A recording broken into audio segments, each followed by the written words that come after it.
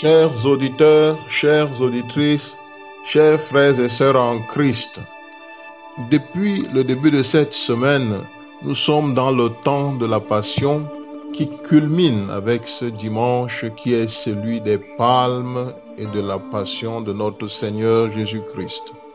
La liturgie de ce dimanche commence par l'acclamation de Jésus, par son entrée triomphale à Jérusalem, et se poursuit par la lecture de la Passion de notre Seigneur Jésus-Christ selon saint Matthieu. La première partie de ce récit porte sur les faits qui précèdent l'arrestation et le procès de Jésus. La démarche de Judas pour livrer Jésus contre 30 pièces d'argent introduit ce récit. Puis viennent les préparatifs de la fête des pains sans levain.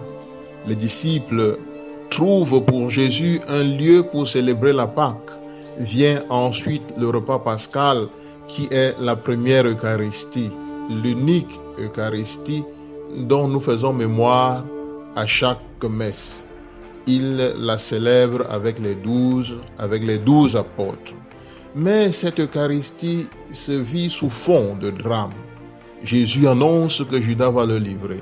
Cette nouvelle attriste profondément Jésus, et il utilise des expressions qui montrent la gravité de l'acte. Celui qui s'est servi au plat en même temps que moi. Malheureux celui par qui le Fils de l'homme est livré. Il vaudrait mieux pour lui qu'il ne soit pas né. Même Judas ne sait pas qu'il sait, puisqu'il demande si c'est lui. Jésus partage ce repas avec la présence de celui qui le trahit et est bien conscient du drame. Il accepte même dans cette condition, dans ce contexte, de donner sa vie. Prenez et mangez, ceci est mon corps. Prenez et buvez-en tous, car ceci est mon sang, le sang de l'alliance versé pour la multitude en rémission des péchés. C'est la nouvelle alliance. Ce sang est versé pour tous pour la rémission des péchés. Après cette célébration commence la phase du don proprement dit, du don de la vie de Jésus. Ce n'est plus seulement Judas qui va quitter Jésus, mais tous, dont Pierre est le représentant. Je frapperai le berger et les brebis du troupeau seront dispersées, dit le texte.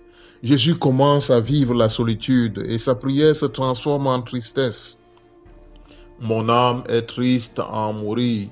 Restez ici et veillez avec moi.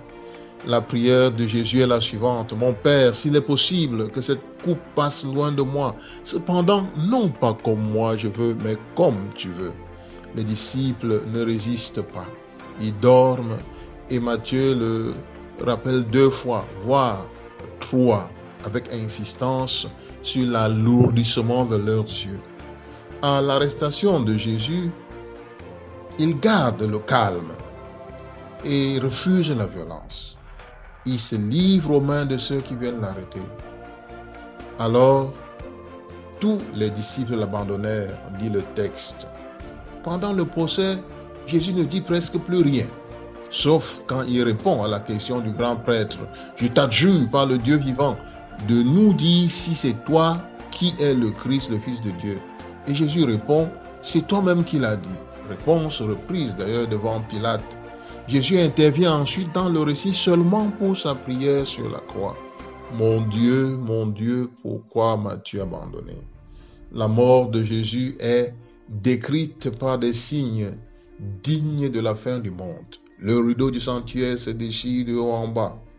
La terre tremble, les rochers se fendent, les tombeaux s'ouvrent, les saints qui étaient morts ressuscitent. Et devant ce spectacle terrifiant, on peut dire, le centurion et les gardes confessent. Vraiment, celui-ci était fils de Dieu.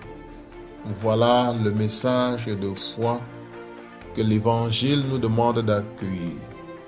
Ce Jésus crucifié, mort sur la croix, est fils de Dieu, il est Dieu. Seigneur Jésus, aide-moi à reconnaître en toi le Fils de Dieu. Tu es Dieu.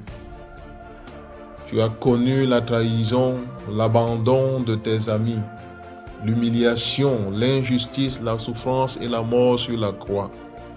Aide-moi à ne pas fuir les souffrances liées à ma mission. Que la présence de la haine ne m'empêche pas de donner ma vie pour ceux vers qui tu m'envoies. Notre-Dame de l'Espérance, priez pour moi.